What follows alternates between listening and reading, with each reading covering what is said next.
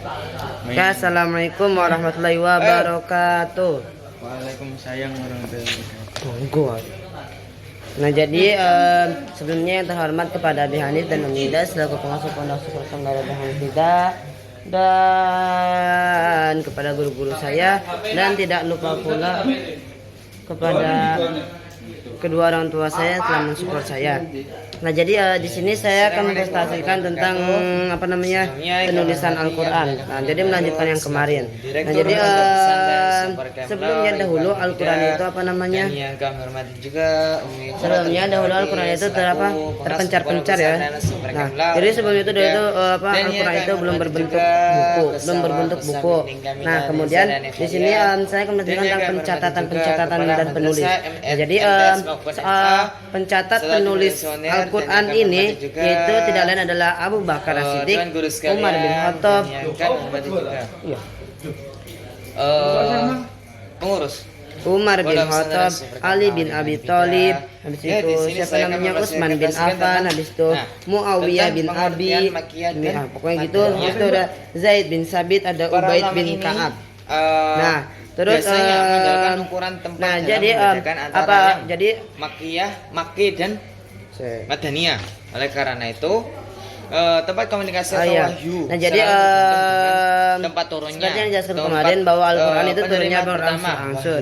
Nah jadi Rasulullah menata tata letak Al-Quran itu sesuai petunjuk dan isyarat yang diberikan oleh Allah melalui perantara malaikat Jibril. Tempatnya nah jadi awal mula kalau ayat Makkiyah ini ulama ada yang berpendapat bahwa awal mula adanya Al-Quran itu yaitu adalah dua awal mulanya itu Al-Quran itu terpencar-pencar. Kemudian ketika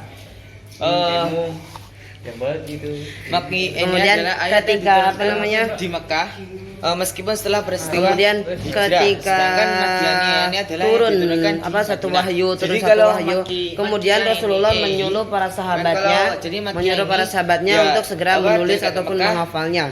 Nah jadi salah satu media tulis salah satu media tulisnya itu yang pertama dari Riko yaitu adalah lembaran atau lontar atau perkamen.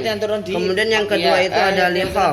Apa itu lihaf? Itu adalah batu tulis yang berwarna putih. Kemudian yang ketiga itu ada aktaf. Apa itu aktaf? Aktaf itu yang ketiga itu ada asib. Apa itu asib? Asib itu adalah pelepah kurma. Kemudian yang keempat itu ada aktaf. Aktaf itu adalah tulang belikat. Biasanya tulang belikatnya itu terbuat dari unta. Kemudian ada adiyah. Ada penanggalan bagian Al-Quran juga semakin kompleks. Tulang belikat. Biasanya tulang belikat, tulang rusuk unta. Kemudian yang terakhir ada adin. Adin itu adalah lembaran kulit. Itu biasanya berasal dari kulit binatang. Nah kemudian orisinal. Nah jadi aku lama. Habis itu. Nah jadi salah satu pokoknya ada orang mengatakan bahwa salah satu media untuk mengabadikan Al-Quran itu adalah ada dua macam. Yang pertama itu adalah menyimpan Al-Quran dengan cara mencatatnya. Kemudian yang kedua adalah merekam Al-Quran. Pengecualian. Nah kemudian yang ketiga itu penjelasan. Nah kemudian apabila ada seorang ulama yang menyindir tentang jam'ul Quran yaitu adalah tentang pengumpulan Quran. Jadi syaratnya kemudian ulama mutakhir itu terbatas dengan hukum kemunduran dalam menetapkan pembenarkan konsep pada Al-Quran. Lanjut cabang berikutnya. Nah jadi cabang berikutnya itu yaitu adalah cabang berikutnya itu tentang penulisan Al-Quran pada masa khalifah. Nah jadi setelah Rasulullah SAW wafat,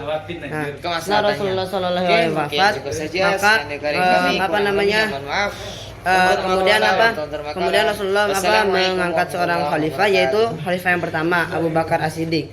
Nah kemudian di masa Abu Bakar As-Siddiq ini di masa Abu Bakar As-Siddiq ini terdapat terjadi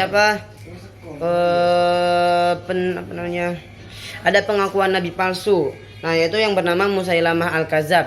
Nah, kemudian Abu Bakar As-Siddiq segera menindaklanjutkan memberantas Musailamatul Kadzab. Nah, jadi Musailamah Al-Kadzab ini dia itu selalu kayak meyakinkan orang-orang bahwa agama itu gini. Nah, kemudian setelah itu maka pada masa Khalifah Abu Bakar terjadi perang Yamamah. Nah, jadi perang Yamamah ini menewaskan 70 para penghafal Quran. Nah, dikarenakan ragu, oleh karena itu Umar bin Khattab menyarankan Abu Bakar untuk menghimpun ayat-ayat Al-Quran. Nah, untuk menghimpun ayat-ayat Al-Quran menjadi satu. Nah, kemudian Abu Bakar As-Siddiq memerintahkan Zaid bin Sabit untuk pergi ke rumah Rasulullah untuk melakukan tugas suci yang mulia. Tugas suci yang mulia yaitu mengumpulkan lembaran-lembaran yang berada di rumah Rasulullah SAW. Nah, kemudian pada masa Abu Bakar As-Siddiq juga ini terdapat beberapa perbedaan bacaan. Nah, sehingga Utsman bin Affan itu takut adanya perselisihan seperti Nasrani dan Yahudi. Nah, oleh karena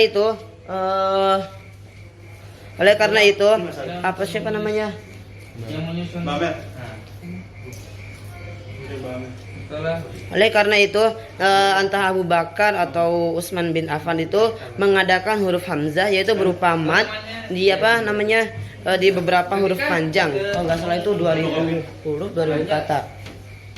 Nah, kemudian yang terakhir ada kesempurnaan Al-Quran. Nah, jadi jadi pada masa pada masa Abu Bakar wafat. Nah, jadi masih tadi penulisan pada masa Khalifah. Nah, jadi pada saat Abu Bakar wafat, nah kan kitab Al-Quran itu sudah jadi sih, sudah menjadi suhuf, sudah dibenangin, sudah dijahit. Nah, kemudian suhufnya itu diberikan kepada Khalifah selanjutnya yaitu diberikan kepada Umar bin Khattab. Nah, kemudian ketika Umar meninggal, nah maka diberikan kepada anaknya Hafsah, yaitu salah satu istri Rasulullah juga. Kemudian disimpan.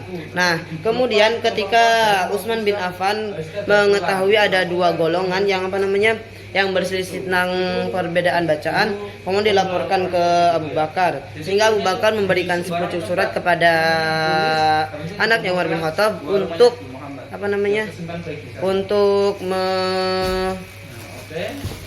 mengirimkan mushaf Al-Quran itu kepada Abu Bakar.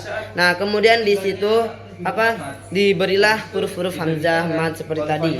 Nah, kemudian selanjutnya kesempurnaan. Nah, jadi kesempurnaan di dalam kesempurnaan Al-Quran ini terdapat berbagai macam bacaan. Nah, jadi pada masa itu sebelumnya itu tidak ada titik, koma, hamzah ataupun apapun, sehingga Abul Aswad seseorang namanya Abul Aswad Ad-Duwali itu memberikan harakat-harakat kepada semua huruf. Jadi sekian saja dari saya. Kurang lebihnya mohon maaf. Wassalamualaikum warahmatullahi wabarakatuh.